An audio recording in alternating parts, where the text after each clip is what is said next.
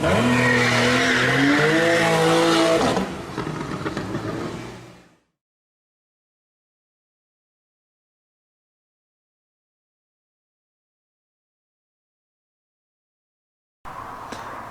everyone. So today I'm happy to present you all a full depth review of this 1993 Toyota Supra RZ. So in today's review we'll be taking a look at the interior of the car. I'll explain all the features work, we'll also start up, look at the engine, go over the performance data and take a look around the exterior, and we're also going to get some additional footage of the car driving. So let's get started.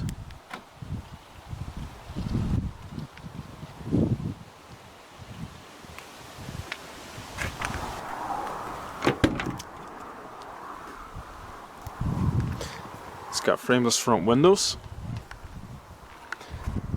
You also got your main electric window controls. Only the driver's side window is fully automatic, as well as the central locking, as well as full black leather seats with some electrical adjustments as well.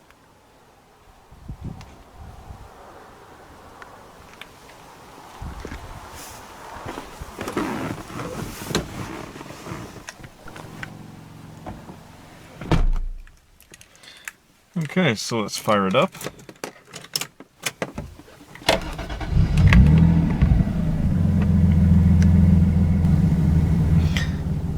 So this car has 119,933 kilometers on the clock. This particular Supra was originally an automatic. Now, as you can see, it still has the automatic gauges, but the car has been temporarily converted to a 5-speed manual. The owner is going to upgrade it to a 6-speed at some point. So the Supra has a black leather wrapped steering wheel, 4-spoke design. It also has hydraulic rack and pinion power assist. Very nice feedback. It's also got cruise control located off to the right hand side. And because this here is a Japanese import, the turn signals and headlight controls are located off to the right, whereas in European spec cars it would normally be located off to the left. So the overall interior design of the Supra does look amazing. For example, the dashboard here, it starts from down here, curves up, and it comes around and down into the center console. And the way everything is laid out in the center here with the gauges and the radio controls and the air conditioning and so on, it looks very driver focused. It reminds you almost probably of the cockpit of a jet fighter. It's probably the best way to compare it. Now this one has been fitted with an aftermarket Sony radio. It's got Bluetooth and auxiliary jack and so on in there. And it also has the automatic air conditioning controls as well as your digital clock, and you also got your odometer just located up there.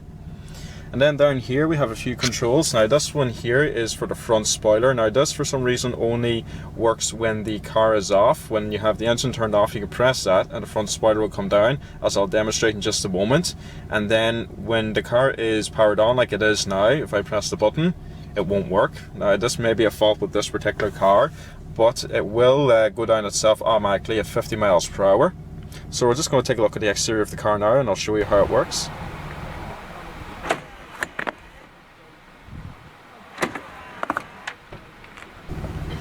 And then the button in the middle here, just press that and it comes up here on this screen. This here is the car's traction control system. Now the button here to the very far left with the green LED, that's actually a bit of a mystery between the current owner and the previous owner. They've pressed it and it doesn't seem to do anything. So if anybody there in the comment section knows their Toyota Supras and has any idea what that button might be for, you know, it'd be handy just to leave a comment there and tell us what it's for, because as I said, nobody's been able to figure it out at the moment. So as I said, this car has had its transmission converted to the 5-speed manual that you would get in a naturally aspirated Supra. Gear changes are very smooth and crisp. And then to engage reverse, all the way over to the right and down. And the car just chimes like that there to let you know you've put it in reverse in case you do it by accident. And then you just got a few little storage areas in the center console. You got this tiny one here, and then you got this larger one. Good enough in size, as you can see. You can fit a few things in there, including a good sized bottle of Coke. Now the earlier models of the Supra, which this one is, as I said, it's a 93, came with a split glove box. So you got this one here on the top, and then later models removed this glove box in favor of the airbag system. And then you got your much larger one located down there. But the overall interior design of this car is really nice. I'm definitely a big fan of this center console design. The way everything's done on it, very unique and cool looking. So let's go ahead and check out the back seats.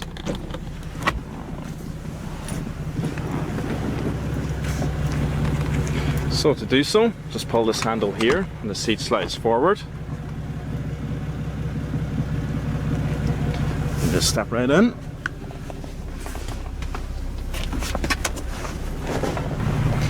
Now, like most sports cars of this type, the rear seats are not really designed for passengers. Realistically, you couldn't fit too many people back here. Realistically, I think you'd be using the back seats more as additional storage because there is very little in the way of legroom, and your head would almost be touching the rear window, which in my case it is. So I think the 4 seats are really here just to class it as a 4-seater car for insurance purposes, but realistically this is a proper 2-seater sports coupe. So for the exterior portion, we're just going to leave the engine running. We'll turn on the exterior headlights, front fog lamp, as well as the hazards. And we'll go ahead and check out the exterior. This car is finished in a metallic silver. Now, as I said earlier, this is a Japanese model, and the Japanese Supra came with plastic headlights. However, they were known for discoloration. So this particular one has been fitted with the European spec glass headlights. It's also been fitted with the European spec bonnet scoop that you can see in this particular model. This car has also been fitted with the upgraded 18-inch avant-garde handsome alloy wheels, twin 5-spoke in design, which look very nice. It also has ventilated steel disc brakes front to rear, as well as a double wishbone front and rear suspension with a limited slip differential as standard. This generation of the Supra is the 4th, otherwise known as the A80. It was produced from April 1993 up until August of 2002. You could have it as a 2-door coupe like we have here, or you could have the Aero model, which had the removable targa roof, which could be stored away into the boot itself. You could also have this car with a naturally aspirated 3-litre straight 6 with a 5-speed manual transmission, or you could have the same engine with twin turbos like we have here with a 6-speed manual transmission or an optional 4-speed automatic. And like all Supras, this car has a couple of aftermarket modifications, one of which is the HKS Striker exhaust, and this car is putting out about 400 horsepower at the moment. Now, as far as boot space goes, I don't have the exact dimensions on me. It isn't particularly deep in size. As you can see here, it is actually quite shallow. You could fit a few items back here. As you can see, there's a couple of floor mats back here, a license plate in the box. As I said, you can fit a few items back here in a squeeze, but realistically, you're probably not going to take this car shopping. The dimensions for the A80 Supra do vary. From 1993 up until 1998, it measured in at 177.8 inches. However, from 1999 up until 2002, it was 177.7 inches, so they're not 0.1 inch off the length. The width stayed the same, 71.3 inches, however the height did change. From 93 until 98, it was 49.8 inches. However, from 99 up until 2002, it was 50.2 inches. And the overall wheelbase is 100.4 inches. Now, one thing I did want to mention in this video, because I believe it's very relevant to JDM cars. In 1989, the Japanese held something called the Gentleman's Agreement. Now, back in the 80s and 90s, obviously the JDM era had just exploded. There was performance cars all over the place. Now, the Japanese government is very strict about their speed limits. The fastest you can go in Japan is 62 miles per hour, and all the cars are heavily limited. Now, they didn't want the automakers road testing their cars against each other, so what they did was implement that everybody claims their engines put out 276 horsepower, regardless of what car it is or what size engine. They had to claim it was 276, and as a result, even in video games like Gran Turismo, cars like the Supra had their specs listed as 276 horsepower. However, when Honda came along and introduced the Legend, which was sold in North America as the Acura RL, they decided to hell with it, and they claimed that the 3.5 litre V6 in that car had 300 horsepower. It was at that point that the Gentleman's Agreement was basically gone. So the true horsepower of the twin turbo Supra from the factory is said to be in and around 324 horsepower, not the claimed 276, which was put there in place of the Gentleman's Agreement.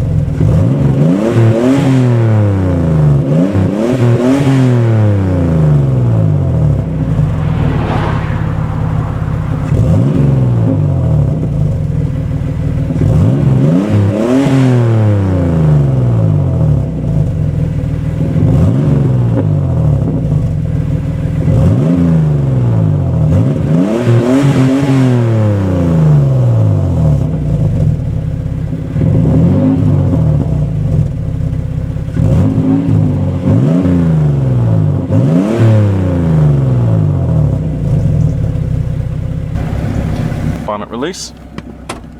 The engine is a 3-litre twin-turbo straight 6, or better known as the 2JZ-GTE. It produces 326 horsepower with a top speed which is limited to 155 miles per hour. With the limiter removed, this car can hit about 207 miles per hour. It also puts out 325 foot-pounds of torque with a 0 to 60 time of about 4.9 seconds, and this car can do about 25 miles to the gallon.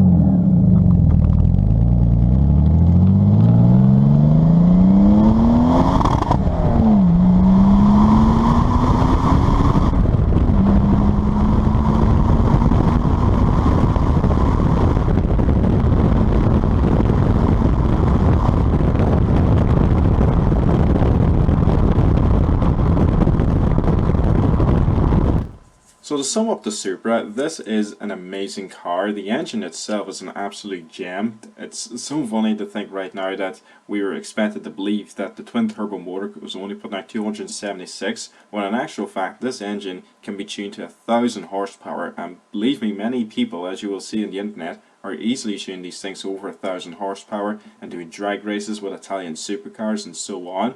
So it is a fantastic motor. As far as the condition of this car goes, it is excellent. The seats have worn very well. There's barely any wear marks or rips or anything in them. The car overall is mint and it just looks fantastic on the styling front. The owner has also told me that he is going to be fitting the 6-speed manual transmission, which is what this car should have instead of the 5-speed manual, and he's also going to be tuning it to 600 horsepower. So when he does that in the next couple of weeks or a month or whatever, I'm going to be coming back, I'm going to be getting extra footage of the car, and we're going to be looking at some of the upgrades to it, and we'll probably get some more driving footage.